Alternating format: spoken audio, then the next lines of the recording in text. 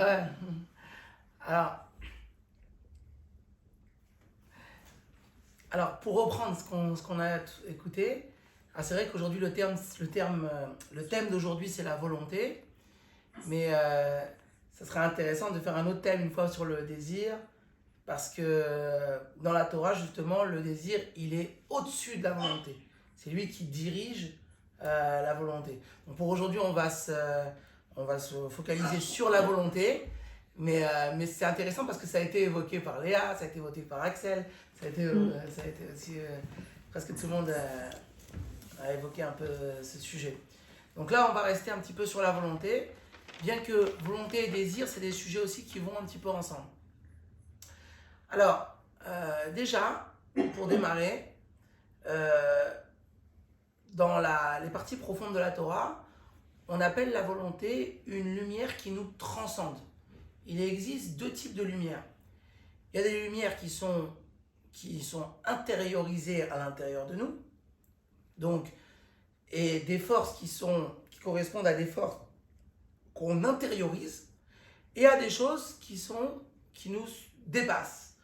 Les choses qui sont à l'intérieur de nous, qui sont à notre portée, ce sont les facultés intellectuelles et les facultés sentimentales. Ça correspond à des lumières qui sont à notre portée. Chacun y réfléchit ce qu'il peut comprendre, chacun y ressent ce qu'il peut ressentir, et c'est quelque chose chacun est touché par une certaine chose, et puis quelqu'un d'autre par une autre chose, chacun en fonction de ses capacités intellectuelles, chacun en fonction de ses capacités sentimentales. Par contre, la volonté, ça correspond à une lumière qui dépasse ce côté d'intériorisation, mais qui est plutôt liée à, on appelle ça une lumière qui entoure, ça veut dire une lumière qui transcende. Parce qu'en réalité, la volonté, elle est au service de l'intellect et elle est au service des sentiments. C'est elle qui, en fonction de ce qu'on veut, va intervenir au niveau de la tête. Voilà, tu vas réfléchir, va faire pencher l'intellect selon ce chemin-là ou un autre chemin. D'ailleurs, des fois, lorsqu'il y a il peut y avoir des discussions entre des personnes. Une personne va donner un argument, et puis une autre personne va donner un autre argument, et puis ils n'arrivent pas à s'entendre parce que chacun, intellectuellement, il pense différent des autres. Bah, des fois, il y a une façon de convaincre, c'est de oublier, de mettre de côté un petit peu les arguments intellectuels, essayer de toucher la volonté, et si on peut, plus haut, mais ça ne sera pas le thème d'aujourd'hui, ça sera le désir, le niveau de plaisir de la personne. Parce que souvent, en réalité, quelqu'un a déjà une ligne qui est déjà tracée. Il veut déjà quelque chose. Il ressent déjà, il veut quelque chose où il a un certain plaisir dans une certaine chose. Et puis, son intellect, finalement, il est au service. Il va trouver tous les arguments et toutes les preuves qui vont être au service de sa volonté. Donc, si on arrive justement à changer un petit peu sa volonté, à toucher cette lumière-là qui transcende, après, les arguments, après, ils peuvent partir. Donc déjà, c'est pour expliquer un premier point déjà, c'est que la volonté, c'est une force qui nous entoure, qui nous transcende et qui va après mettre en place notre façon de réfléchir, notre façon d'agir, tout de façon égale. Maintenant, je voulais expliquer ce que la Torah elle explique sur... Dans la Torah, on parle de volonté extérieure et volonté profonde. Alors, qu'est-ce que c'est? Alors, en hébreu, c'est chitzoni utaratson, la volonté extérieure, et la volonté profonde, c'est pnimi utaratson. Donc ça aussi, je vais expliquer quelle est la différence entre une volonté qui peut être extérieure et une plus profonde. Pour ça, je vais raconter une petite histoire. Une fois, il y a eu le cinquième Rabbi de Lubavitch, lorsqu'il avait 8-9 ans, il discutait avec son frère, donc c'est le Rabbi Rachab qui discutait avec son frère, le Razo, il discutait sur le peuple juif de façon générale, sur les caractéristiques d'une personne juive.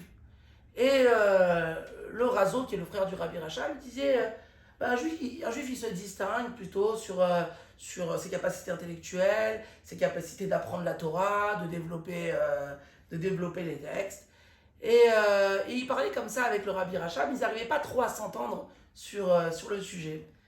Jusqu'à ce que la discussion, elle est venue jusqu'au père du Rabbi Rachab, le quatrième Rabbi de Lubavitch, le Rabbi Marash, le Rabbi Shmuel. Et le Rabbi Shmuel, il a appelé son secrétaire. Alors, son secrétaire, il vient et il lui dit, bon, alors, t'as bien mangé? T'as mangé aujourd'hui? Il dit, oui, oui, j'ai mangé. Le secrétaire, il dit, t'as bien mangé? Il dit, oui, j'ai bien mangé, t'as plus faim, d'accord? Et dis-moi, pourquoi t'as mangé? Bah, le secrétaire répond, je mangeais parce que j'ai besoin de vivre. Alors, le Rabbi Marash, il dit, mais pourquoi t'as besoin de vivre? Alors, le secrétaire, qui était un homme pieux, il a répondu, j'ai besoin de vivre parce que je dois servir Dieu. Et après, il a fait un petit soupir. Alors, quelle est l'idée qui est dedans? C'est-à-dire que des fois, on fait quelque chose pour des raisons qui sont des raisons extérieures. Hein, voilà, on a besoin de vivre, ou quelqu'un a besoin de gagner son argent, ou quelqu'un a besoin de ci, mais profondément, il y a une volonté déjà qui se cache derrière, plus profondément. Là, en l'occurrence, le secrétaire, il a dit, bah moi, au fond, pourquoi je mange? Au fond, c'est parce que je veux servir Dieu. À la fin, il a fait un soupir. Pourquoi il a soupiré? Parce que il s'est dit, je suis pas sûr que concrètement, je ressens vraiment que je fais tout ça pour le service de Dieu. Donc son soupir, c'était une façon de dire, j'aimerais bien que dans toute ma vie, parce que ça s'exprime vraiment tout le temps, le profond de ma volonté, que tout ce que je fais, c'est pour le service de Dieu. Mais en tout cas, ça nous permet déjà, ça a donné une réponse à la discussion des enfants qui discutaient que finalement, le profond de notre volonté, de notre vie, ça doit être le service de Dieu, et tout doit être basé sur cela. Et on comprend un petit peu entre ce qui est la volonté extérieure et la volonté profonde. Un deuxième exemple aussi pour exprimer ça, dans le Rambam, donc Maïmonide, il explique dans les lois du divorce que lorsqu'un mari ne veut pas divorcer sa femme et le divorce doit être prononcé, alors on sait que lorsqu'un mari doit donner l'acte de divorce à sa femme, ça doit être de sa propre volonté. Hein. Mais si quelqu'un refuse de le donner, alors que le tribunal exige que en regardant la situation, il doit y avoir un divorce qui doit être prononcé, eh bien on frappe la personne, on le force à donner le divorce pour pouvoir, cette femme puisse être divorcée, pouvoir se remarier. Et lorsque on force cette personne-là à donner l'acte de divorce est valide. Alors, a priori, c'est quelque chose qui est un petit peu très contradictoire. Dans la Torah, on te dit que quand tu donnes un acte de divorce, tu dois le faire de la pleine volonté. Et d'un autre côté, on te dit que si on t'a forcé à donner l'acte de divorce, ça marche. Alors, il faut savoir, là, il a donné contre son gré. Et dans la Torah, on lui dit qu'il faut lui donner de pleine volonté. Alors, comment c'est possible que l'acte de divorce, il a une valeur selon la Torah? Parce qu'en réalité, la volonté profonde, pas extérieure. Alors c'est vrai que la volonté extérieure de ce mari, c'est un mari méchant. Il voulait faire souffrir sa femme, il voulait faire en sorte qu'elle reste seule, qu'elle ne puisse pas se remarier. Donc il ne voulait pas donner l'acte de divorce pour ces raisons de volonté extérieure. Mais en réalité, lorsqu'on a forcé ce juif-là à donner l'acte de divorce, et qu'il a quand même donné, même sous la contrainte, il a exprimé la profondeur de sa volonté. Ça veut dire qu'en réalité, un juif profondément, il veut le bien, il veut servir Dieu, et il veut que finalement, cette femme va pouvoir après se remarier, et pour cela avoir son acte de divorce. Et donc, on voit donc finalement avec cette deuxième histoire, l'idée, tu veux dire quelque chose, Franck? C'est un peu gênant ce que tu dis. Ouais, vas-y, dis-moi, pas de problème. Et ça sous-entend que si on répond à une injonction, même qui n'est pas cohérente, qui n'est pas morale et qu'on accepte, ça sous-entend qu'au répond de soi, on est en adéquation avec la demande. Ça veut dire que si j'ai un acte forcé, on va considérer qu'intrinsèquement, c'est un acte délibéré. Je suis Alors, si un acte forcé, oui, mais alors ça dépend quel acte forcé. Si c'est un acte forcé que la Torah te demande, on considère que toi, profondément, tu veux la Torah, même si des fois il peut y avoir des volontés extérieures qui viennent interférer, mais au plus profond de toi, tu veux faire ce que la Torah te demande. Donc si c'est un acte forcé dans le cadre de la Torah, oui, en effet, ça sera l'expression de ta volonté profonde. Maintenant, si c'est un acte forcé qui n'est pas dans le cadre de la Torah, alors là, à ce moment-là, alors là, oui, tu as raison. Là, ce n'est pas l'expression de ta volonté profonde. Si ça a été ici le cas dans l'exemple du secrétaire et dans l'exemple de celui qui donne l'acte de divorce, parce que c'était ici l'expression de la Torah d'agir comme ceci. D'accord? Donc voilà. Maintenant, je voudrais faire une autre distinction. Alors, dans la Torah aussi, on parle d'une chose aussi importante. On parle de la volonté et le maître de la volonté. Alors, en hébreu, donc la volonté, comme Franck l'a dit, c'est Ratson. Le maître de la volonté, c'est le Baal HaRatson. Baal, ça veut dire quand on dit Baal HaBayit, c'est le maître de la maison, Baal, etc. Baal HaRatson, c'est celui qui va générer la volonté. Alors, lorsqu'on sert Dieu, il y a plusieurs niveaux dans le service de Dieu. Il y a lorsqu'on va écouter la volonté de Dieu, Dieu a exprimé une volonté à travers les commandements, et on va faire ce que Dieu veut. Mais il y a un niveau plus élevé, c'est atteindre, pas simplement la volonté de Dieu, mais celui qui génère la volonté, ça veut dire Dieu lui-même, le Baal HaRatson. Alors, quelle est la différence? Lorsqu'il y a une volonté, une fois qu'elle est exprimée et qu'elle se matérialise dans différents commandements, à ce moment-là, elle rentre dans des détails, il va y avoir des choses qui sont plus ou moins importantes, que je veux beaucoup plus, et puis il y a des choses que je veux un petit peu moins. D'accord? Ça va être au niveau de la volonté, une fois qu'elle est exprimée. Mais lorsque je monte un niveau plus haut, je monte à celui, je ne veux pas toucher la volonté de Dieu, mais je veux toucher Dieu lui-même, celui qui a généré cette volonté, le Baal HaRatson. Alors à ce moment-là, à ce niveau-là, il n'y a plus de différence entre une petite volonté et une grande volonté. C'est Dieu qui veut. Dieu, il souhaite que ça se passe comme ceci ou comme cela. Et donc, à ce moment-là, il n'y a plus lieu de faire des différences entre qu'est-ce que Dieu il veut beaucoup ou qu'est-ce que Dieu il veut un peu. Si j'ai fait cette chose-là, ça fait plaisir à Dieu, je le fais. Dieu il est content que je fasse ça, je le fais. Il n'y a plus de différence à ce moment-là dans les commandements. Et ça, c'est un deuxième niveau sur lequel on doit essayer de tendre. Parce que des fois, lorsqu'on sert Dieu, on fait des différences. On fait dire, par exemple, cette fête-là est très très importante, c'est le jour du grand pardon, donc il faut absolument que je jeûne, il faut absolument... Donc on va dire, ça c'est Dieu, il veut beaucoup.